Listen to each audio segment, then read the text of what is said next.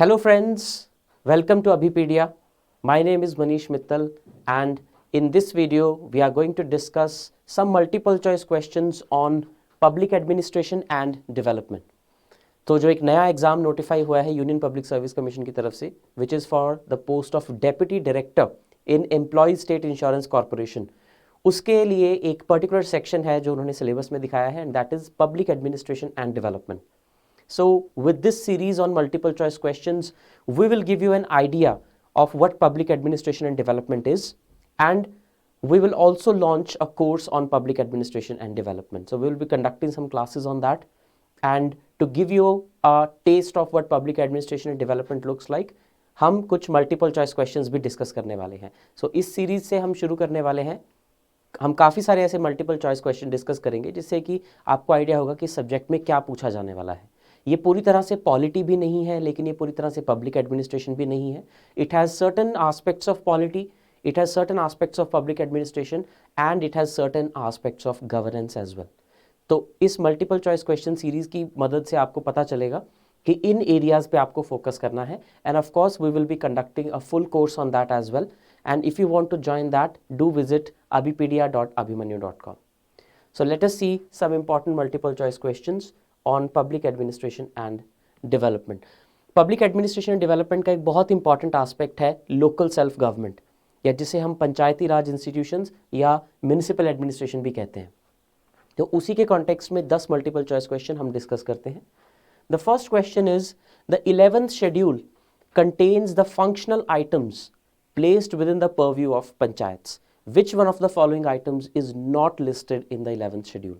तो जो 11th schedule है कॉन्स्टिट्यूशन का, जिसे 73rd अमेंडमेंट से ऐड किया गया था, उसमें कुल 29 आइटम्स जो हैं वो पंचायत्स के लिए बताई गई हैं, पंचायत्स की ज्यूरिसडिक्शन में आती हैं. तो इन चारों में से वो कौन सी ऐसी एक आइटम है जो 11th शेड्यूल में मेंशन नहीं है, यानी कि सिंपली सेड इनमें से कौन सा ऐसा सब्जेक्ट है जो पंचायत्स के पर्व्यू में नहीं आता है? A. Fisheries, B. Fuel and fodder, C. Public distribution system और D. Taxes on agriculture income. अब देखिए, अगर हम इसको ध्यान से देखें, so fisheries, fuel and fodder and PDS, ये तीनों ही इस तरह के टॉपिक्स हैं जो कि रूरल डेवलपमेंट से रिलेटेड हैं. फिशरीज या एग्रीकल्चर से रिलेटेड कुछ भी, फ्यूल एंड फॉडर, PDS, ये सब टॉपिक्स जो हैं ये पंचायत के पर्व्यू में आते हैं. लेकिन एग्रीकल्चर इनकम के ऊपर टैक्स लगाना, this is not under the purview of panchayat, ये स्टेट गवर्नमेंट के पर्व्यू में आता है. That means D is your correct answer. तो पंचायती एडमिनिस्ट्रेशन और डेवलपमेंट के पर्सपेक्टिव से आपको पता होना चाहिए कि पंचायत के कौन कौन से सब्जेक्ट्स हैं. So the explanation, 73rd amendment से जो है 29 सब्जेक्ट्स ऐड किए गए थे 11th शेड्यूल में, और इसमें जो टैक्सेस ऑन एग्रीकल्चर इनकम है, this is a state list subject, it does not fall under the purview of panchayats. Moving towards the second question, local self government can be best explained as an exercise in. Local self government को हम best कैसे explain कर सकते हैं अगर हम public administration की बात कर रहे हैं? तो is it N exercise in federalism? Is it an exercise in democratic decentralization? Is it an exercise in administrative delegation? Or is it an exercise in direct democracy? Of course, अगर हम ध्यान से देखेंगे तो ये चारों ही एस्पेक्ट लोकल सेल्फ गवर्नमेंट पे apply होते हैं. लोकल सेल्फ गवर्नमेंट में फेडरलिज्म का भी थोड़ा सा कंपोनेंट है. इसका मतलब, फेडरलिज्म का मतलब है कि पावर्स जो हैं वो सेंटर और स्टेट में इक्वली डिवाइडेड हैं, या डिवाइडेड हैं, इक्वली नहीं, वो डिवाइडेड हैं. तो उसी तरह से एक थर्ड टायर ऑफ एडमिनिस्ट्रेशन हमने क्रिएट किया है which is local self government. So this of course is a offshoot और एक्सटेंशन ऑफ फेडरलिज्म. तो in that way federalism could be the answer. Democratic decentralization तो ये डेफिनेटली है, यानी कि ग्रास रूट लेवल पे जो लोग हैं वो खुद को गवर्न कर रहे हैं. So it is democracy at the grass roots level. Third is administrative delegation, यानी कि स्टेट गवर्नमेंट्स ने अपने कुछ काम लोकल गवर्नमेंट इंस्टीट्यूशंस को डेलीगेट कर दिए हैं. So it of course is also a part of administrative delegation. And of course it is direct democracy. लोग खुद को गवर्न कर रहे हैं at the lowest level possible. गांव के लेवल पे और शहर के लेवल पे लोग खुद को गवर्न कर रहे हैं. सो अगर चारों ही इसके ऑप्शन है, बट ऑल ऑफ दीज जैसा कोई ऑप्शन यहाँ पे नहीं है. So in this type of questions UPSC is known for this type of questions. अगर ऐसे ऑप्शंस आपको आते हैं तो try to get the best possible answer, और वो बेस्ट पॉसिबल आंसर थोड़ा सा सब्जेक्टिव लग सकता है आपको, that although all of these things apply, लेकिन इनमें से 3 ऐसी चीजें हैं जो डायरेक्टली अप्लाई नहीं भी होती हैं, जैसे कि फेडरलिज्म। अब फेडरलिज्म जो है ये सिर्फ सेंटर और स्टेट के कॉन्टेक्स्ट में यूज किया जाता है, ये लोकल सेल्फ गवर्नमेंट के कॉन्टेक्स्ट में यूज नहीं किया जाता है। वो इसलिए क्योंकि जो कॉन्स्टिट्यूशन ऑफ इंडिया है वो सारी की सारी पावर्स डायरेक्टली सिर्फ सेंटर और स्टेट्स को देता है। उसके बाद जो लोकल सेल्फ गवर्नमेंट इंस्टीट्यूशंस हैं वो सारी की सारी अपनी पावर स्टेट से डिराइव करते हैं बाय वे ऑफ डेलीगेशन। तो इसलिए लोकल सेल्फ गवर्नमेंट को डायरेक्टली कॉन्स्टिट्यूशन ने कोई एज सच डिस्क्रिशनरी पावर नहीं दी है, उनको उतनी ही पावर होती है जितनी की पर्टिकुलर स्टेट गवर्नमेंट उन्हें देती है। तो in a way federalism can not be the answer. Administrative delegation, ये बात ठीक है कि लोकल सेल्फ गवर्नमेंट जो भी काम करती है वो उसे स्टेट ने या सेंटर ने डेलीगेट किए होते हैं, लेकिन वो काम वो पंचायतें पहले से भी कर रही थी। जब ये कॉन्स्टिट्यूशन अमेंडमेंट नहीं आई थी, even then those panchayats and municipalities were doing those things like maintaining the agriculture, conducting fairs, conducting healthcare in the village or at the city level. So not exactly delegation. And it is not actually direct democracy. It is indirect democracy. मतलब कहने में ये जरूर आता है कि लोग directly खुद को गवर्न कर रहे हैं, but actually it is indirect. जैसे अगर मैं गांव का रहने वाला हूं, I live in a village, I have elected a sarpanch and I have elected the panches. They will govern me. So I am not governing myself. The representatives that I have chosen are governing me. So this is indirect democracy and not direct democracy. So direct democracy is also not very correct. तो आपके पास बचता है democratic decentralization. तो ये थोड़ा सा depth वाला question है, and only if you have conceptual understanding will you be able to solve this type of question. तो इसकी explanation भी अगर हम देखेंगे तो जो बलवंत राय मेहता कमेटी थी, which was the first committee that government had instituted इन 1957, उसको यही टास्क दिया गया था कि आपने डेमोक्रेटिक डिसेंट्रलाइजेशन करनी है। So Panchayati Raj institutions above anything else signified democratic decentralization. Question number 3 थोड़ा सा कॉम्प्लिकेटेड क्वेश्चन है। अब ये क्वेश्चन आपको स्ट्रक्चर ऑफ रूरल एडमिनिस्ट्रेशन से या structure of local self administration से डिराइव होता है। So this question is, what is correct about the recall of president of municipal council? तो अगर हम अर्बन एडमिनिस्ट्रेशन को देखें तो अर्बन एडमिनिस्ट्रेशन में 3 लेवल्स पे एडमिनिस्ट्रेशन चलती है। एक नगर पंचायत जो कि सबसे छोटा लेवल होता है, then municipal council, and for larger cities there is municipal corporation. तो जो मिड टायर है दैट इज म्यूनिसिपल काउंसिल, उसके प्रेसिडेंट को रिकॉल करने के लिए या उसे हटाने के लिए इनमें से कौन सा पॉइंट करेक्ट है प्रोसीजर वाइज। ये थोड़ा सा इन डेप्थ क्वेश्चन है, but it is directly from the urban administration under the local self government. पहला, the procedure of recall may be initiated with a proposal signed by 3/4 members of the council. Second, the procedure of recall may be initiated with a proposal signed by 3/4 elected members of the council. देखिए ये फर्क है, 3/4 members या 3/4 elected members. Third, if the council passed a resolution by majority, the collector will take action. Okay. Fourth, if the president may be recalled by general voters with majority. तो देखिए ये दो set of statements हैं, अगर आप इसको ध्यान से देखेंगे, which are contradictory to each other. The president may be recalled by general voters with majority, और the president may be recalled by general voters with 2/3 majority. तो इन दोनों में से एक ही statement सही हो सकती है। And then the process of recall may be initiated once in his whole term or twice in his whole term. तो ये 3 set of statements हैं जो कि आपको ध्यान में रखने हैं, right? तो सबसे पहले देखते हैं पहली दोनों में से कौन सी स्टेटमेंट सही है। It is the 3/4 elected members who can design this proposal. तो statement 2 जो है वो correct है। Then if the council passes a resolution by majority, the collector will take action. No, it is incorrect. Then the president may be recalled by general voters with 2/3 majority. No, with majority. So fourth statement is correct. And then the process of recall may be initiated once in his whole term. ऐसा नहीं है कि आप उसको बहुत बार recall कर सकते हैं, only in his entire term the president of municipal council can be recalled only once. तो आपकी सही स्टेटमेंट्स हो जाएंगी 2, 4 एंड 6। इस तरह के क्वेश्चन को अटेम्प्ट करने का एक और तरीका ये हो सकता है कि अगर बहुत सारी स्टेटमेंट्स आपको दी गई हैं which is typical in a UPSC exam, तो आप पहले ऑप्शंस को देखेंगे। अब ऑप्शंस में हर ऑप्शन में 3 ही स्टेटमेंट्स ली गई हैं, इसका मतलब साफ है कि इन 7 में से 4 स्टेटमेंट्स गलत हैं। So that really refines your way of thinking. अगर आप सीधा स्टेटमेंट्स पढ़ने लग जाएंगे तो there is a high likelihood that you will waste your time even if you know the correct answer. तो अच्छी अप्रोच ये है कि आपको पता है कि 3 ही स्टेटमेंट्स इसमें से करेक्ट है, तो आप उस तरह से देखेंगे कि इनमें से 4 कौन सी गलत है और 3 कौन सी सही है। So this is the process of recalling of a president of municipal council. Next, the municipal commissioner is appointed by whom? Municipal commissioner को कौन अपॉइंट करता है? हर एक सिटी में जो एक म्यूनिसिपल कॉर्पोरेशन होती है विच is for the larger cities, उसमें एक एडमिनिस्ट्रेटिव ऑफिसर होता है and that is either an IAS और अ PCS ऑफिसर। तो उसे कौन अपॉइंट करता है? A, mayor of the municipal corporation, B, Zila Parishad, C, state government और D, district magistrate.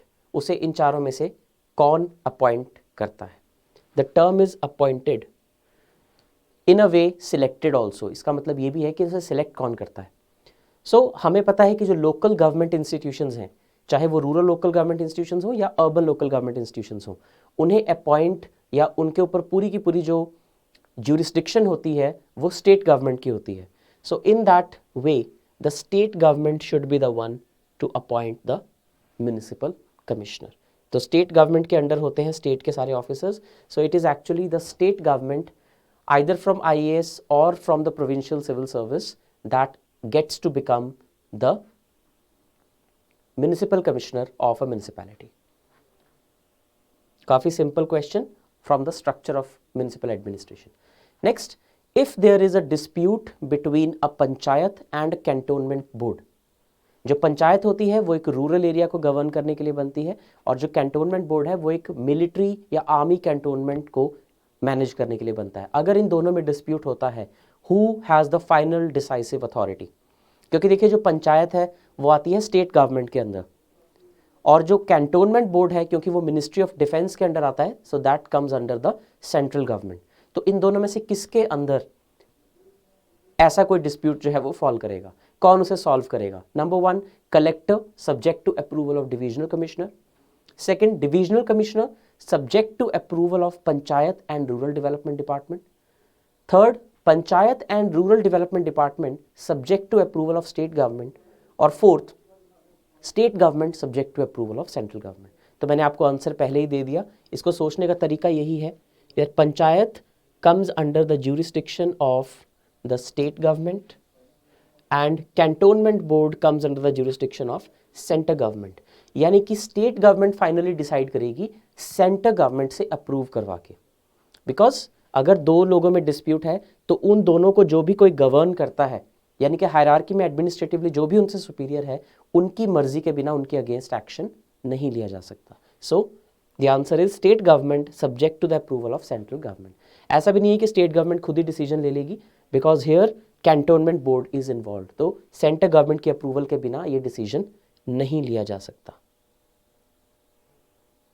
Right, next question, the panchayati raj system under part 9 of the constitution of India does not apply to which states? तो public administration and development में हमें यह पता होना चाहिए कि rural administration जो पार्ट है, पार्ट 9 ऑफ द कॉन्स्टिट्यूशन, वो कौन सी स्टेट्स में अप्लाई नहीं होता है? A, Assam, Mizoram and Nagaland. B, Nagaland, Meghalaya and Tripura. C, Nagaland, Meghalaya and Mizoram. और डी, सिक्किम, त्रिपुरा एंड मेघालय। अब ये क्वेश्चन काफी कंफ्यूजिंग लग सकता है आपको, because the options are so very close.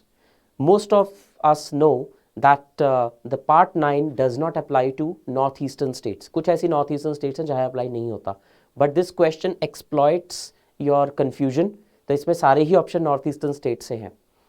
Now we know that there are certain northeastern states जहाँ पे शेड्यूल 5 और शेड्यूल 6 के अंडर कुछ स्पेशल टाइप के अरेंजमेंट किए गए हैं ताकि वो अपने रूरल एरियाज़ को गवर्न कर पाएँ। लेकिन वो कौन सी ऐसी स्टेट्स हैं जहाँ पे पार्ट 9 अप्लाई नहीं होता?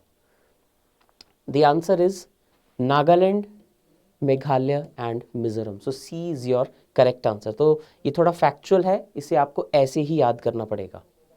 सो in the history of panchayati raj 1993 में 73rd अमेंडमेंट अप्लाई हुई थी और करंटली पंचायती राज सिस्टम सब स्टेट्स में एग्जिस्ट करता है एक्सेप्ट नागालैंड, मेघालय एंड मिजोरम, और सारी यूनियन टेरिटरीज में भी लगता है except the UT of Delhi.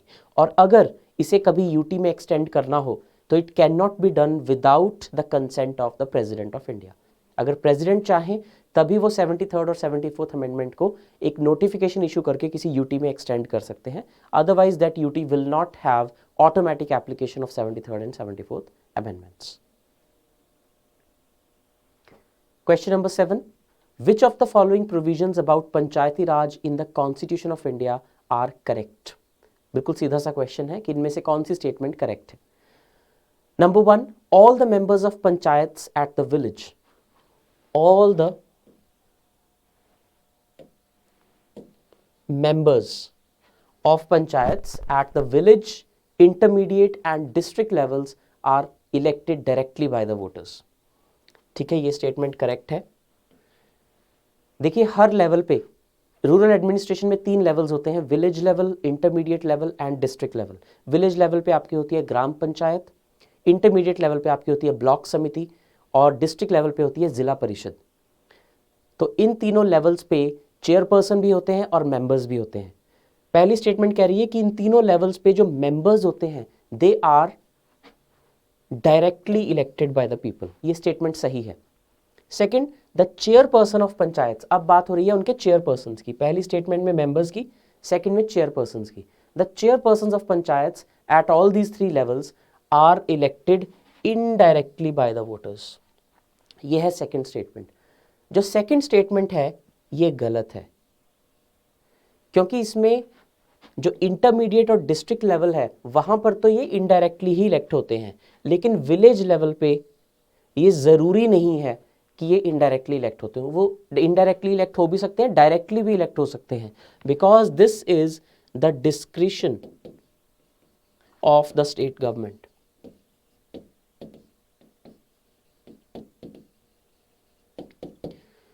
देखिए विलेज लेवल पे मेंबर्स कौन होते हैं? पंच। और चेयरपर्सन कौन होता है? सरपंच। तो जो सरपंच होता है, whether sarpanch is directly elected और indirectly elected, is the domain of the state government.